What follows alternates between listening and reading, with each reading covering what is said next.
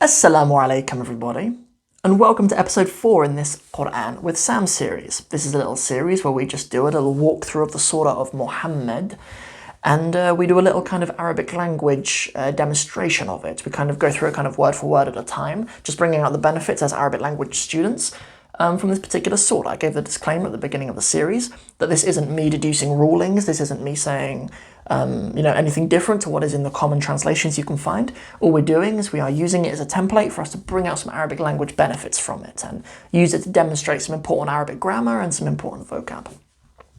If you want more than just these videos, then on Patreon for only £3 a month we have bonus resources that look like this.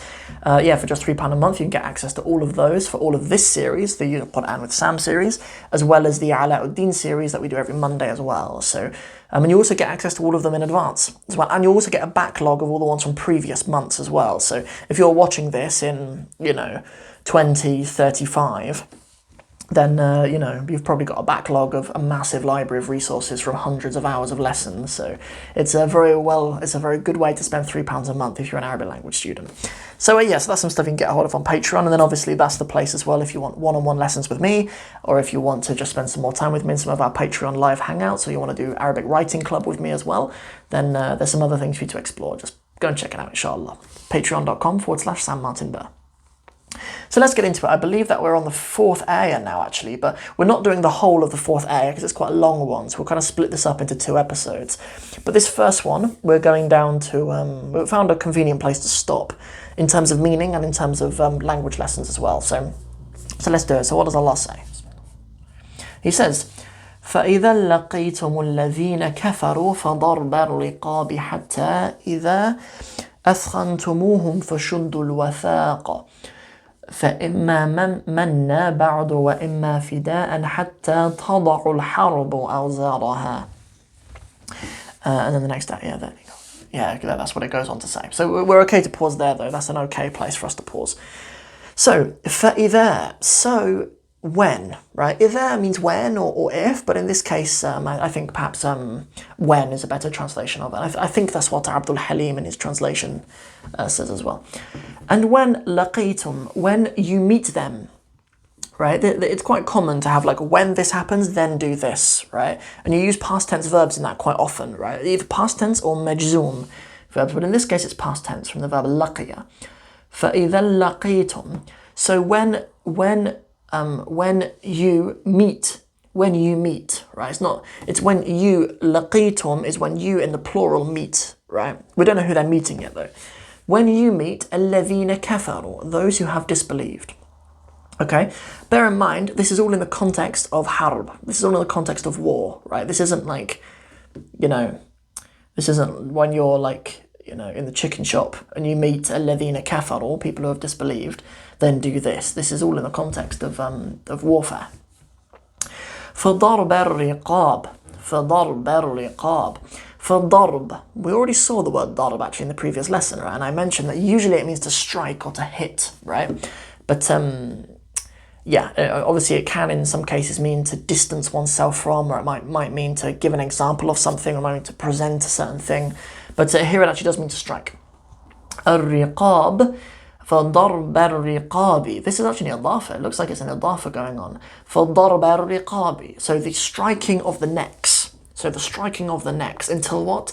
حَتَّى إِذَا أَثْخَنْتُمُوهُمْ.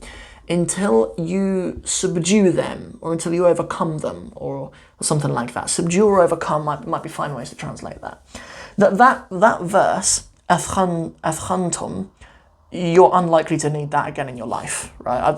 This is the only context where I've ever seen that verb used. So, to subdue them. So we have, so when you meet those who have disbelieved, then the striking of the neck until you subdue them.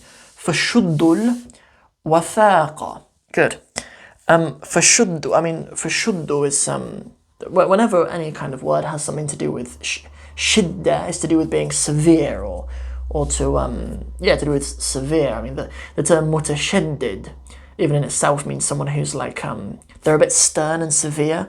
Mutashaddid, they're like, maybe in English we'd call people like that zealots. or something like that. Mutashaddid. It's not a good thing. Mutadayyin is a good thing. The term mutadayyin is to be religious, but if you're mutashaddid, you're a bit full on, maybe a bit intense. We all know brothers and sisters who are like that. But anyway, for shuddul wathaq, al-wathaq is the bonding. So tighten the grip on them, or it may even be specifically for like captives, where you bond them, when you bound them. But I won't comment upon that. You guys can look at Tafsir and stuff like that. Abdul Halim's translation gives it as if actually tying up the captives of war, something like that. Tie them firmly. Then what? For imma, when we have imma, imma is like either do this or this, right? And then next after that, either manna, for imma manna. Good. So either manna. Manna means something good, right? Like it's a favor. Either have favor on them. Either you can take a favor on them. Ba'du. Imma manna ba'du. Good, yeah, so either after that, have a favor on them. Wa imma fida'an, or fida'an. A fida' is a ransom, right? So either have favor or ask for a ransom for them. Good. So all of this, right, is for what? Hatta, until. Okay, and this little expression at the end might need some more unpacking. Tadarul harabu awzaraha. Okay, so literally the verb wada'a, and in this case the present tense tadaru, until she places. It's actually not tadaru, it's tada'a. I was just thinking, doesn't hatta come before it? So hatta tada'a, right? It's mansub fatha on the end because of hatta. Hatta tada'a al-harbu, until the war has placed. Awzaraha. The awzar are the burdens, right? Are the burdens. I mean, I was thinking in my head, does it mean like arms or burdens? But it really means burdens. But if a war is laying down the burdens, it means to lay down their arms, right? Like that might be a nice recreation of that meaning in English, to lay down their arms.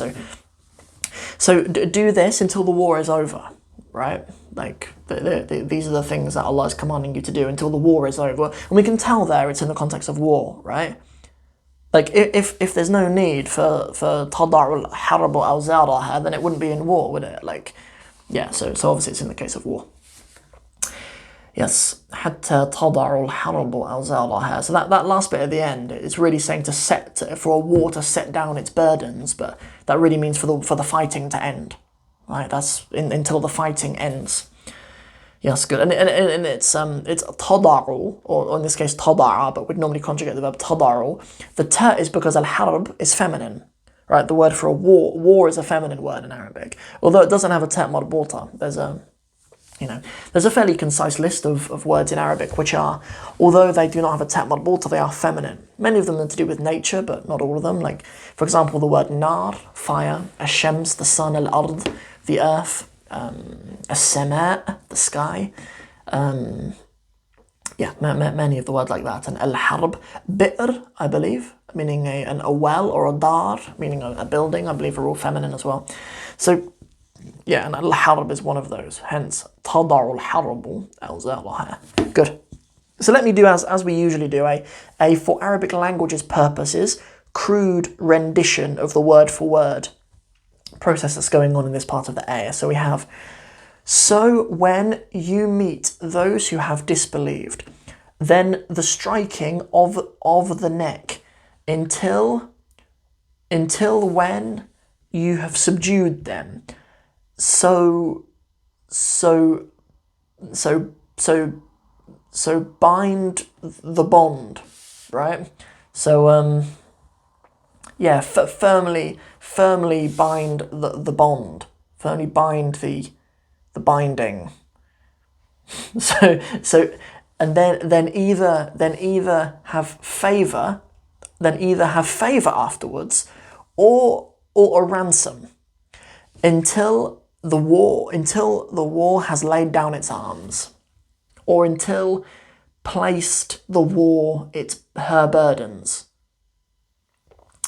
Good. So that's a fairly good rendition. Obviously, as I said before, the PDF resources that go with all of these lessons, I've included the actual ayah itself, and I've included the verbatim translation that Abdul Halim himself gives. I've also given a concise vocab list in there as well as some grammar notes as well to make sure that you guys remember some of the most important points from these video lessons. So that's everything for episode 4 of Qur'an with Sam.